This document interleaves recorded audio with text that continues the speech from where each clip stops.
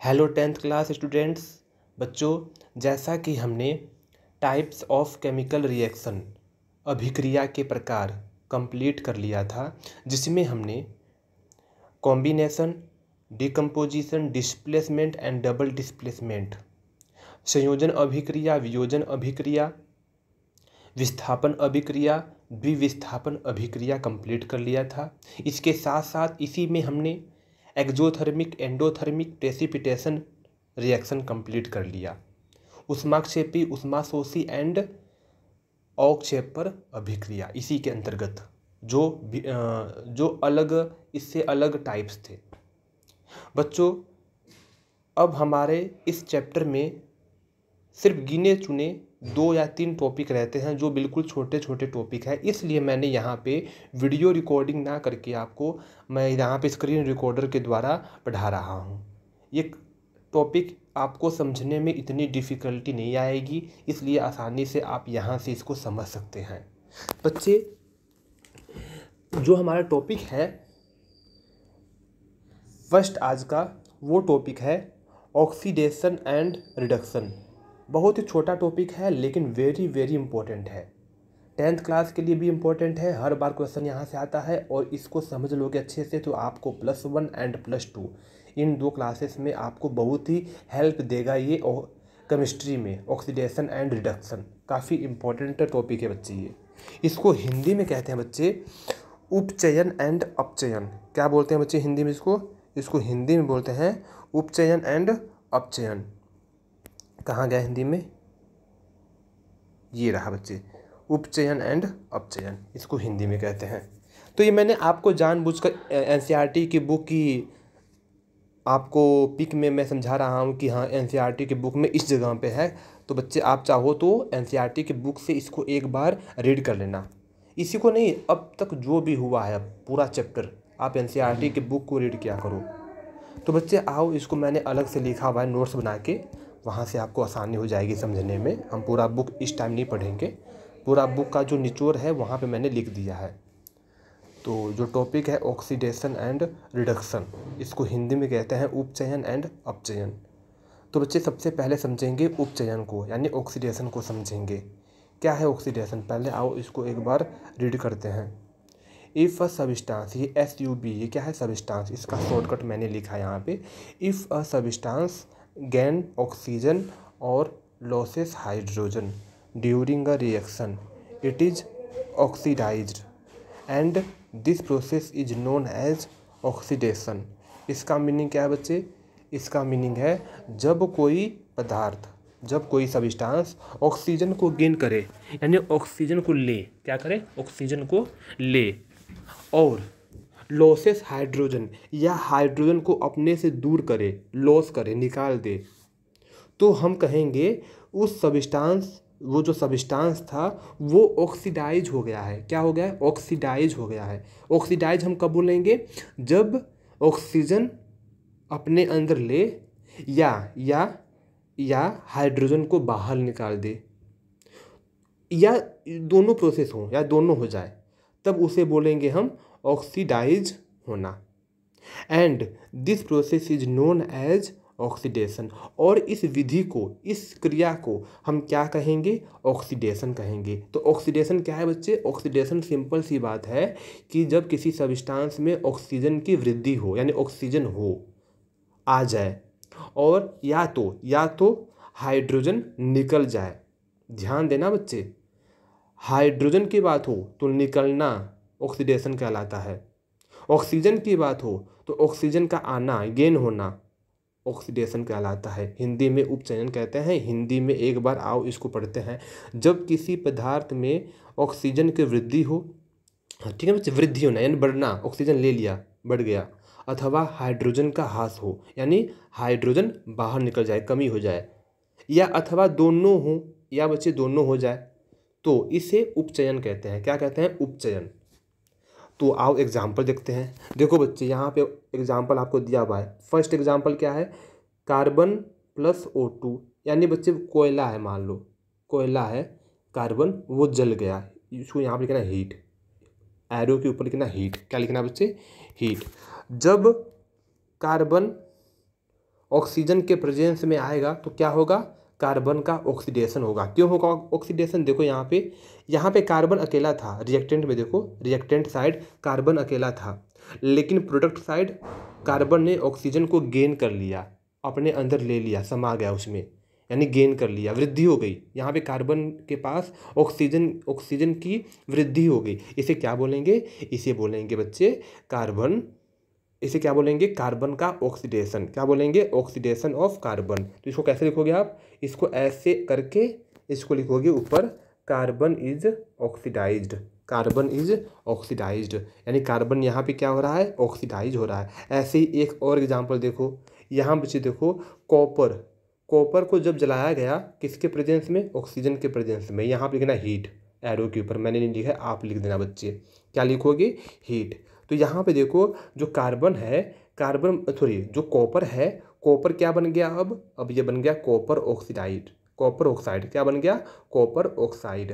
बच्चे यहाँ पे कॉपर का क्या हो रहा है, कॉपर का यहाँ पे हो रहा है ऑक्सीडेशन। तो यहाँ पे देखो बैलेंस नहीं है, इसको आप बैलेंस कर लेना, यहाँ पे 2 ऑक्सीजन तो यहाँ पे भी 2 ऑक्सीजन, यहाँ पे 2 कॉपर तो यहाँ पे भी 2 कॉपर। खैर बैलेंस करना तो आपका काम है, बैलेंस तो आपने अच्छे से सीख लिया है। मैं कह रहा हूँ ये बच्चे किसका एग्जाम्पल है, ये ऑक्सीडेशन का एग्जाम्पल है। ठीक है बच्चे, तो अब आओ रिडक्शन पे, जिसको हिंदी में कहते हैं अपचयन। अब हम करेंगे अपचयन। मेरे ख्याल से ऑक्सीडेशन में कोई आपको कन्फ्यूजन नहीं होगा। रिडक्शन क्या है बच्चे, रिडक्शन ठीक ऑक्सीडेशन का उल्टा है। If a substance losses oxygen, जब कोई सब्सटेंस ऑक्सीजन को लॉस करे, यानी ख़त्म, मतलब हटा दे, रिड्यूस करे, ऑक्सीजन रिड्यूस हो जाए, और या तो बच्चे, या तो हाइड्रोजन गेन हो, यानी हाइड्रोजन को अपने अंदर वृद्धि कर ले, ले ले, ड्यूरिंग अ रिएक्शन, किसी रिएक्शन के दौरान, इट इज़ रिड्यूस्ड, वो क्या हो जाएगा, अपचयित हो जाएगा, यानी रिड्यूस्ड हो जाएगा। रिड्यूस्ड हम कब कहेंगे, जब ऑक्सीजन का हटना हो या हाइड्रोजन का जुड़ना हो। And this process is known as reduction, और इस प्रोसेस को हम क्या बोलते हैं, रिडक्शन बोलते हैं। इस विधि को क्या बोलेंगे, रिडक्शन बोलेंगे। जब किसी पदार्थ में ऑक्सीजन का ह्रास अथवा हाइड्रोजन का वृद्धि हो तो उसे अपचयन कहते हैं। ठीक है बच्चे, अब पिछले वाले एग्जाम्पल में ही रुको, पिछले वाले एग्जाम्पल में हमने यहाँ पे क्या किया था बच्चे, जब कॉपर को ऑक्सीजन के प्रेजेंस में जलाया गया तो क्या बन रहा था, ये कॉपर ऑक्साइड। ठीक है, यदि मान लो मुझको किसी ने कह दिया कि मुझको कॉपर ऑक्साइड से कॉपर वापस चाहिए, तो हम क्या करते हैं बच्चे, इसी कॉपर ऑक्साइड को हम हाइड्रोजन गैस से पास करते हैं। किससे पास करते हैं, यहाँ पे लिखोगे हीट, हम यहाँ पे हीट करते हैं हाइड्रोजन गैस के प्रेजेंस में, किसको, कॉपर ऑक्साइड को। तब जाके हमें क्या होता है, एक कॉपर वापस मिलता है। किस प्रकार मिलता है बच्चे, आओ मैं आपको बताता हूँ। यहाँ पे देखो, जब हमने कॉपर ऑक्साइड को हाइड्रोजन गैस के प्रेजेंस में हीट किया, यानी पास किया, तो हमें कॉपर देखो यहाँ पे अलग मिल गया, यानी कॉपर हमें वापस से मिल गया, प्लस यहाँ से वाटर का फॉर्मेशन होकर ये बाहर निकल जाएगा। तो बच्चे यहाँ पे आप क्या देख रहे हो, यहाँ पे आप एक बात नोटिस कर रहे हो, देखो जो कॉपर ऑक्साइड था अभी क्या बन गया, ये कॉपर बन गया, यानी यहाँ से ऑक्सीजन अब हट गया। तो ऑक्सीजन का हटना क्या कहलाता है, रिडक्शन। तो बच्चे यहाँ लिखोगे रिडक्शन। ठीक है, या आप इसको ऐसे लिखोगे, कॉपर इज रिड्यूस्ड, कॉपर नहीं बच्चे, कॉपर ऑक्साइड, कौन रिड्यूस हो रहा है, copper oxide is reduced to copper, यानी जो कॉपर ऑक्साइड था वो रिड्यूस होकर अब वो कॉपर बन गया। अब बच्चे यहाँ पे देखो, ये जो H2 है, ये पहले था हाइड्रोजन, इसके पास ऑक्सीजन नहीं था, लेकिन अब यहाँ पे आकर देखो ऑक्सीजन भी इसके पास आ गया, तो इसका ऑक्सीडेशन हो रहा है, यानी ये एक ऐसा रिएक्शन है जिसमें रिडक्शन और ऑक्सीडेशन दोनों हो रहा है। तुम बताओ ऑक्सीजन का जुड़ना क्या कहलाता है, ऑक्सीजन। तो बच्चे देखो, ऑक्सीडेशन, तो यहाँ पे क्या था, हाइड्रोजन गैस था, यहाँ पे देखो वाटर बन गया, यानी ऑक्सीजन आके जुड़ गया, गेन कर लिया इसने, तो इसे क्या बोलेंगे, ऑक्सीडेशन। और ऊपर वाले को जो मैंने लिखा ये रिडक्शन है बच्चे।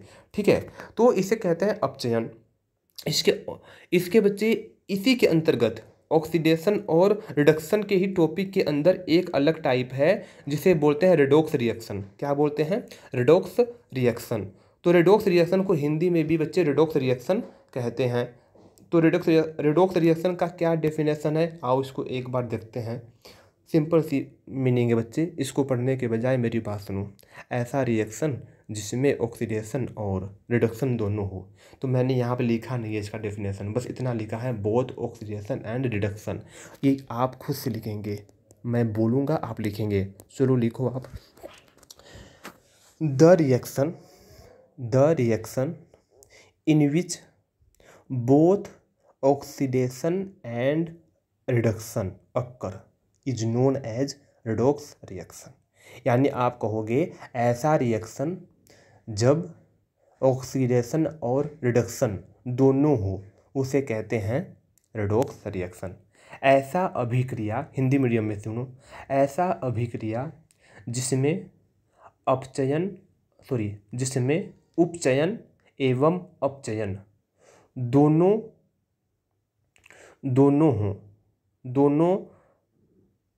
क्रिया हों या दोनों विधि हों, उस अभिक्रिया को क्या बोलेंगे? रेडॉक्स अभिक्रिया बोलेंगे। ठीक है बच्चे। तो इसके एग्जाम्पल देखो, यहाँ पे मैंने बनाया हुआ है इसके एग्जाम्पल। इसके एग्जाम्पल बच्चे कई सारे हैं। देखो इसको देखो, इसको छोड़ दो, अभी इसको देखो जिस पे मैं सर्कल कर रहा हूँ। ये भी रेडॉक्स रिएक्शन का एग्जाम्पल है। ये ऑक्सीडेशन और रिडक्शन तो है ही, ये रेडॉक्स रिएक्शन का एग्जाम्पल है। क्यों बच्चे? देखो इस रिएक्शन में एक रिएक्टेंट का एक रिएक्टेंट का रिडक्शन भी हो रहा है और इस वाले रिएक्टेंट का ऑक्सीडेशन भी हो रहा है, यानी दोनों हो रहा है यहाँ पे। ठीक है, यानी कॉपर ऑक्साइड रिड्यूस होकर क्या बन रहा है? कॉपर बन रहा है। और हाइड्रोजन गैस ऑक्सीडाइज होकर क्या बन रहा है? वाटर बन रहा है। तो दोनों क्या हो रहा है बच्चे? एक का रिडक्शन हो रहा है, एक का ऑक्सीडेशन हो रहा है। ठीक है बच्चे। इसको आप ऐसे भी लिख सकते हो कि the chemical reaction in which a reactant is oxidized and other reactant is reduced is known as redox reaction। या ऐसा अभिक्रिया जिसमें एक अभिकारक उपचयित हो और दूसरा अभिकारक अपचयित हो, यानी दोनों हो बच्चे, उपचयन भी हो अपचयन भी हो एक ही रिएक्शन के अंदर, उसे क्या बोलेंगे? रेडॉक्स अभिक्रिया, रेडॉक्स रिएक्शन। बच्चे और सारे एग्जाम्पल है, देखो यहाँ पे एग्जाम्पल है जिंक ऑक्साइड प्लस कार्बन। जब रिएक्शन करेंगे तो क्या बनेगा? जिंक और कार्बन मोनोऑक्साइड। तो यहाँ बच्चे देखो इस कार्बन का क्या हो रहा है? ऑक्सीडेशन हो रहा है। किसमें? कार्बन मोनोऑक्साइड में। तो कैसे लिखोगे? कार्बन इज ऑक्सीडाइज, किसके ऊपर? इस लाइन के ऊपर यहाँ लिखना, carbon is oxidised to carbon monoxide and zinc oxide. देखो यहाँ पे जिंक ऑक्साइड है ना, यहाँ पे क्या बच्चे? जिंक है ओनली, यहाँ से ऑक्सीजन निकल गया तो रिड्यूस हो रहा है। तो zinc oxide is reduced to zinc. ऐसे ही ये मैंगनीज ऑक्साइड है, क्या है? मैंगनीज, Mg क्या होता है? मैग्नीशियम होता है, और Mn क्या होता है? मैंगनीज। तो manganese oxide MnO2 plus 4HCl यानी हाइड्रोक्लोरिक। ये आपको याद नहीं करना बच्चे, ये वाला रिएक्शन ये मैंने क्वेश्चन से उठाया हुआ है। ये बस आपको ध्यान देना है कि इसमें क्या हो रहा है, किसका क्या हो रहा है। तो बच्चे इसका क्या हो रहा है? मैंगनीज ऑक्साइड का परिवर्तन हो गया किसमें? मैंगनीज क्लोराइड में। यहाँ से कौन हट गया? यहाँ से ऑक्सीजन गैस देखो हट गया। तो ऑक्सीजन गैस का हटना क्या कहलाता है? रिडक्शन, अपचयन होना। क्या कहलाता है? अपचयन होना। तो मैंगनीज ऑक्साइड इज ऑक्सीडाइज्ड। मैं बच्चे ऑक्सीडाइज्ड बोल रहा हूँ, जो कि गलत बोल रहा हूँ। ये क्या हो रहा है? यहाँ पे ऑक्सीजन हट रहा है तो इज रिड्यूस्ड। मैंगनीज ऑक्साइड, मैं बार बार ऑक्सीडाइज कह रहा हूँ, oxide. Manganese oxide is reduced to manganese chloride. और बच्चे ध्यान सुनो, ये हाइड्रोक्लोरिक है, ये बन रहा है वाटर। यानी बच्चे यहाँ पे जो हाइड्रोजन है उसने क्या कर लिया बच्चे? उसने ऑक्सीजन को गेन कर लिया। तो यहाँ पे लिखोगे हाइड्रोक्लोरिक। क्या लिखोगे बच्चे? हाइड्रोक्लोरिक इज रिड्यूस्ड, इज नहीं बच्चे, इसने ऑक्सीजन को ले रहा है तो इज ऑक्सीडाइज्ड टू वाटर। तो बच्चे ये एग्जाम्पल बहुत ही बेस्ट है। इसमें मैं हल्का सा कंफ्यूज हो गया, कोई ना बच्चे। देखो बताओ ना बच्चे क्या बात है, ऑनलाइन में ना थोड़ा बोलते बोलते हम गलती कर देते हैं, तो उस पर थोड़ा ध्यान से सुना करो, आगे हम उसको दोहराते भी हैं जो गलती होती है। देखो जब मैं वाइट बोर्ड पे आपको पढ़ाता हूँ ना, रिकॉर्ड करते हुए लिखते हुए, तब तो सही रहता है। लेकिन बच्चे स्क्रीन रिकॉर्डिंग में क्या होता है, एक हाथ में मोबाइल लो, फिर बोलो, फिर बच्चे उस पर आप क्या करो, उस पर निशान लगाते रहते हैं ऐसे ऐसे ऐसे। तो ये सब करते करते कई बार हम उल्टा बोल देते हैं। तो इसको आप थोड़ा इग्नोर किया करो। हाँ, जहाँ पे कन्फ्यूजन हो, जहाँ पे मैंने अपने बातों को चेंज ना किया हो, वहाँ पे मुझको बताया करो कि सर आपने इस जगह पे उल्टा गलत बोल दिया था, या आपने इस जगह पे ठीक से डिफाइन नहीं किया, एक बार दोबारा समझाओ। तो आप मुझसे पूछोगे तो बच्चे मैं आपको अच्छे से समझा दूंगा। खैर, मेरे ख्याल से आपको ऑक्सीडेशन, रिडक्शन और रिडॉक्स रिएक्शन समझ में आ गया। बच्चे लास्ट के 2 टॉपिक हैं, आओ इसको भी कर लेते हैं। लास्ट के 2 टॉपिक का नाम बच्चे इसमें लिखा हुआ है, have you observe the effect of oxidation reaction in every day. यानी बच्चे हमारे डेली लाइफ में ऑक्सीडेशन का क्या महत्व है, क्या मतलब उसका इफेक्ट है, क्या प्रभाव है, वो हम पढ़ेंगे। क्या आपने अपने दैनिक जीवन में उपचयन अभिक्रियाओं के प्रभावों को देखा है? तो बच्चे इसके बारे में हम पढ़ेंगे, जिसमें दो टॉपिक हैं। कौन कौन से? संक्षारण और विकृत गंधिता। विकृत गंधिता एंड संक्षारण। इसको बच्चे हिंदी में क्या कहते हैं, सॉरी इंग्लिश में क्या कहते हैं बच्चे, इसको इंग्लिश में कहते हैं कोरोजन एंड रेंसिडिटी। ये 2 टॉपिक हैं छोटे छोटे, इसका क्या मीनिंग है, इसके 1-2 एग्जाम्पल आपको बस करना है समझ के। बहुत ही आसान टॉपिक है, इसके बाद हमारा चैप्टर कंप्लीट हो जाएगा। तो बच्चे आओ इसको करते हैं। पहले हम करेंगे करोजन। करोजन का मीनिंग क्या होता है? संक्षारण। हिंदी में कहते हैं संक्षारण। देखो बच्चे, आपने सुना होगा लोहे पे जंग लगना। लोहे पे जंग लगना, ये क्या होता है? इसको इंग्लिश में क्या कहते हैं? Rusting of iron. Rusting of iron. तो बच्चे ये सब क्या होता है? देखो, आप जब मार्केट से नया नया आयरन का कोई भी सामान लाते हो, लोहे का कोई भी सामान लाते हो, बिल्कुल चिकना होता है, बिल्कुल सफ़ेद, अच्छा लगता है दिखने में। लेकिन बच्चे क्या होता है, कुछ महीनों बाद या कुछ सालों बाद उस पर बच्चे जंग लग जाती है। कब? जब उसको हम बाहर खुला में रखते हैं। तो क्या होता है, उसको एक बार और डिफाइन करते हैं। व्हेन अ मेटल, जब कोई धातु, ये मत सोचना कि बस आयरन पे ही जंग लगता है। हाँ, हम बच्चे स्पेशल आयरन के लिए रस्टिंग ऑफ आयरन कहते हैं, रस्टिंग वर्ड का यूज करते हैं। लेकिन सिंपल सा मीनिंग है करोजन। करोजन सबके लिए यूज करते हैं, हर एक मेटल के लिए। तो कई सारे मेटल में करोजन लगता है, सिर्फ लोहे में ही नहीं लगता। अब किस में लगता है, हम एग्जाम्पल में देख लेंगे, 1-2 एग्जाम्पल और भी। खैर, सबसे पहले इसको डिफाइन करेंगे। कैसे डिफाइन करेंगे? आप कहोगे when a metal is attacked by substances around it such as moisture, acid, etc. It is said to be corrode and this process is known as corrosion। इसका मीनिंग क्या है? जब कोई धातु, when a metal, जब कोई धातु is, रुको यार, इज अटैक्ड, हमला होता है, किसी धातु पे हमला होता है, अटैक किया जाता है, यानी संपर्क में आता है। किसके संपर्क में? आसपास के वस्तुओं के संपर्क में। आसपास के वस्तुओं के, चीज़ों के संपर्क में। कौन से वस्तु, कैसे, किस प्रकार की चीज़? या तो मॉइस्चर हो, यानी बच्चे नमी कहते हैं, ठीक है, मॉइस्चर। इसको हम हिंदी में आर्द्रता, ऑक्सीजन की आर्द्रता भी कहते हैं। या एसिड्स, या बच्चे अम्ल, उसके संपर्क में आए तो क्या होता है, वो सब्सटेंस कोरोड हो जाता है। कोरोड का मतलब जंग लग जाता है उस पर। और उस प्रोसेस को, एंड दिस प्रोसेस, और उस प्रोसेस को, जंग लगने की क्रिया को, जंग लगने की विधि को, कोरोड के प्रोसेस को क्या बोलते हैं? करोजन। संक्षारण, इसको कहते हैं हिंदी मीडियम में। और इसको पढ़ते हैं, जब कोई धातु ऑक्सीजन आर्द्रता, यानी मॉइस्चर, नमी की बात हो रही है, अम्ल आदि के संपर्क में आते हैं, जिससे धातु की ऊपरी परत कमजोर संक्षारित हो जाता है। यानी बच्चे ऊपरी परत क्या होती है? कमजोर हो जाएगी। ओब्वियस सी बात है। हम लोहे के ऊपर पेंट क्यों करते हैं? ताकि वो जंग ना लगे उस पर। जंग लग जाएगा तो क्या हो जाएगा? लोहा खराब हो जाएगा, धीरे धीरे वो कमजोर हो जाएगा ऊपर से। ठीक है बच्चे, इस क्रिया को संक्षारण कहते हैं। और इस प्रोसेस को क्या बोलते हैं बच्चे? संक्षारण, यानी करोजन कहते हैं। एग्जाम्पल क्या है?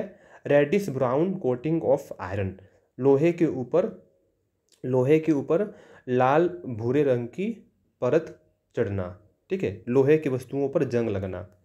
दूसरा क्या है? ब्लैक कोटिंग ऑन सिल्वर, चांदी के ऊपरी परत पे काला रंग बनना। बच्चे, सिल्वर जब भी कोरोड होगा यानी सिल्वर के ऊपर करोजन होगा तो सिल्वर किस रंग में परिवर्तन होगा? तो सिल्वर का ऊपरी परत ब्लैक यानी काले रंग की उसके ऊपर परत चढ़ जाएगी। जैसे लोहे के ऊपर ब्राउन होता है, भूरा रंग का होता है, वैसे ही सिल्वर के ऊपर ब्लैक हो जाएगा और कॉपर के ऊपर ग्रीन रंग का परत चढ़ जाएगा। यहाँ पे 1 नंबर के क्वेश्चन पूछ सकता है कि जब कॉपर का संक्षारण होता है तो कॉपर की ऊपरी परत पे कौन सा रंग का परत चढ़ता है? तो आप कहोगे हरे रंग का यानी ग्रीन कलर का, और सिल्वर पे ब्लैक कलर का, और आयरन पे रेडिश ब्राउन कलर का। तो बच्चे इस पे थोड़ा ध्यान से इसको पढ़ना, काफ़ी आसान चीज़ है। तो ये हमारा करोजन कंप्लीट होता है। यहाँ से एक क्वेश्चन पूछ सकता है कि करोजन को हम दूर कैसे कर सकते हैं। तो बच्चे बहुत सारे तरीके हैं, लेकिन फ़िलहाल आपको बस एक तरीका ठीक से याद होना चाहिए, पेंटिंग। हम पेंट करते हैं ना लोहे पे, लोहे के सामानों पे क्यों करते हैं? ताकि जंग ना लगे। ठीक है बच्चे, तो आ जाओ लास्ट टॉपिक। ये आपका बिल्कुल लास्ट टॉपिक है एनसीईआरटी के हिसाब से, यानी पूरे 10th क्लास में फर्स्ट चैप्टर जो है, फर्स्ट चैप्टर में ये लास्ट टॉपिक है जिसको कहते हैं रेंसिडिटी। बच्चे रेंसिडिटी को हिंदी में कहते हैं विकृत गंधिता। अच्छा, ये जो हम 2 टॉपिक पढ़ रहे हैं डेंसिटी और कोरोजन, ये किससे रिलेटेड है? ये ऑक्सीडेशन से रिलेटेड है। यानी बच्चे यहाँ पे बात हो रही है उपचयन का हमारे दैनिक जीवन में क्या प्रभाव है। तो उपचयन रिएक्शन के बारे में हम यहाँ पे देख रहे हैं कि यहाँ पे देखो कोरोजन में क्या हो रहा था। कोरोजन में जैसे ही लोहा, कॉपर या सिल्वर खुले में आ रहे थे, यानी ऑक्सीजन के संपर्क में आ रहे थे, एसिड्स के संपर्क में आ रहे थे, तो वहाँ पे उनका क्या हो रहा था? ऑक्सीडाइज हो रहा था। मेटल ऑक्सीडाइज होकर कोरोड हो गया था, कोरोजन लग गया था।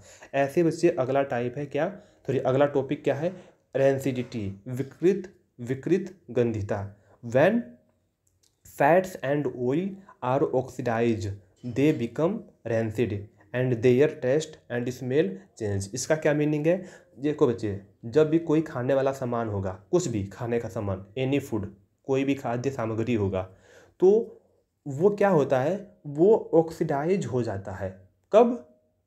जब वो रेंसिड हो जाता है, रेंसिड हो जाता है किसी, जब भी बच्चे खाने के सामान में ऑक्सीडेशन होता है यानी ऑक्सीडाइज होता है, तो वो खाने का सामान रेंसिड हो जाएगा। तो रेंसिड का मीनिंग क्या होता है? रेंसिड होने के बाद क्या हमें परिवर्तन दिखते हैं? तो वो परिवर्तन होता है उसके टेस्ट में, उसके स्वाद में और उसके स्मेल में, उसकी गंध में खराबी आना, वो खराब हो जाता है, बदबू आती है, उसकी गंध में परिवर्तन होता है, तो उसे बोलेंगे रेंसिड। रेंसिड कब होता है? जब कोई खाने का सामान आप कई दिन तक खुले में रख दोगे, या मतलब टाइम बाद जब उसमें हवा लग जाता है, हवा पास होता है बार बार, तो बार बार हवा के एंटर करने से खाना क्या होता है? ऑक्सीडाइज होता है, यानी ऑक्सीजन का जुड़ना, यहाँ पे ऑक्सीजन का मात्रा बढ़ जाता है। इसको हिंदी में कैसे लिखोगे? वसायुक्त और तेलीय का खाद्य सामग्री वायु के संपर्क में आने पर उपचयित हो जाते हैं, जिससे उनके स्वाद और गंध में परिवर्तन आ जाता है। इसे विकृत गंधिता कहते हैं। ठीक है बच्चे, तो मेरे ख्याल से आपको समझ में ये आ गया होगा। तो बच्चे हम रेंसिडिटी को कैसे हटाएं? विकृत गंधिता का रोकने का क्या उपाय है? पहला उपाय है एंटीऑक्सीडेंट, यानी बच्चे आप ऐसा मतलब चीज़ का यूज करोगे जो एंटीऑक्सीडेंट हो, यानी प्रति ऑक्सीजन हो। अब ये प्रति ऑक्सीजन क्या होगा? प्रति ऑक्सीजनकरण। इसका क्या मीनिंग है बच्चे? इसका मीनिंग है कि मान लो जो ऑक्सीजन के एंटर होने से रोके, जो ऑक्सीजन को प्रिवेंट करे, दूर करे, जो ऑक्सीजन को आने से रोके खाने के अंदर, उसे क्या बोलेंगे? एंटीऑक्सीडेंट। जैसे आपने देखा होगा एल्यूमिनियम फॉइल का यूज करते हैं लंच, जब भी लंच बॉक्स आप लाते हो स्कूल में, तो रोटी को एल्यूमिनियम फॉइल के अंदर लाते हो। क्यों? क्योंकि वो बासी ना हो, ऑक्सीडाइज ना हो, ख़राब ना हो जाए, उसमें हवा पास ना करे। तो यहाँ पे जो एल्यूमिनियम फॉइल है वो भी एक प्रकार का एंटीऑक्सीडेंट कह सकते हो। कुछ पाउडर भी होते हैं, आपने देखा होगा, कहते हैं कि ये पिछले साल का मैंगोज है, आम है, या कुछ फल फूल है जो पिछले साल के रहते हैं, वो स्टोर करते हैं। वो स्टोर कैसे करते हैं? उसके ऊपर कुछ पाउडर लगाते हैं। वो पाउडर क्या होता है? पाउडर लगा के उसको कार्टून के अंदर बंद कर देंगे, शीशे के अंदर। वो पाउडर क्या होता है? वो पाउडर होता है बच्चा एंटीऑक्सीडेंट, ऑक्सीजन को आने से रोकता है। फिर अगला क्या है? अगला विधि क्या है? अगला विधि है वायुरोधी बर्तन में खाना रखकर, यानी बच्चे वायुरोधी का मीनिंग क्या है, ऐसा बर्तन, ऐसा कंटेनर जो बिल्कुल टाइट क्लोज्ड हो सके। तो हम क्या करते हैं, जब भी हम खाना बाहर ले जाएंगे टूर पे, ट्रिप पे या स्कूल में, तो हम क्या करते हैं, हम टिफ़िन बॉक्स को बहुत ही टाइट बंद करते हैं। क्यों टाइट बंद करते हैं, ताकि वहाँ पे हवा पास ना हो। हवा पास हो जाएगा तो ऑक्सीजन के साथ खाने का रिएक्शन हो जाएगा, ऑक्सीडाइज हो जाएगा, उपचयित हो जाएगा और खाना क्या हो जाएगा, रैंसिड हो जाएगा, विकृत, गंदा हो जाएगा, खराब हो जाएगा, उसका स्मेल आने लगेगी। ठीक है बच्चे। तो keeping food in air tight container, एक ही बात है। लास्ट क्या है बच्चे, लास्ट तरीका है वो है नाइट्रोजन गैस का यूज़ करना। आपने देखा होगा जो चिप्स के पैकेट होते हैं बहुत ही फूले फूले होते हैं, या बच्चे आपने देखा होगा जो कुरकुरे या लगा लो या ऐसे बहुत सारी चीज़ें होती हैं जो फूले होते हैं बच्चे। वो फूले क्यों होते हैं, क्योंकि बच्चे उसमें नाइट्रोजन गैस का यूज होता है। तो नाइट्रोजन गैस का यूज क्यों होता है, क्योंकि बच्चे नाइट्रोजन गैस जो होता है वो ऑक्सीजन के साथ ठीक से रिएक्शन नहीं कर पाता, यानी वो क्या होता है, इनर्ट गैस होता है। तो बच्चे वो इवन ऑक्सीजन ही क्या, किसी भी गैस के साथ वो ठीक से रिएक्शन नहीं करता। तो ठीक से रिएक्शन नहीं करेगा तो फ़ायदे की बात है, यानी ऑक्सीडाइज नहीं करेगा खाने को, ऑक्सीजन वहाँ पे जाके रिएक्शन नहीं करेगा, जिससे हमारा खाना सेफ रहेगा। इसलिए बच्चे कुरकुरे के पैकेट में, चिप्स के पैकेट में या कोई भी पैकेट लगा लो, जो जो जो पैकेट में हो खाने का चीज़, वो क्या होते हैं, फूले होते हैं। वो फूले क्यों होते हैं, उसमें नाइट्रोजन गैस होती है। क्यों होती है, ताकि बच्चे रेंसिडिटी रोका जाए, विकृत गंधा को रोका जाए। तो बच्चे यहाँ पे ये हमारा पूरा चैप्टर नंबर 1 कंप्लीट होता है। अब हम करेंगे एक्सरसाइज के क्वेश्चंस। ठीक है बच्चे।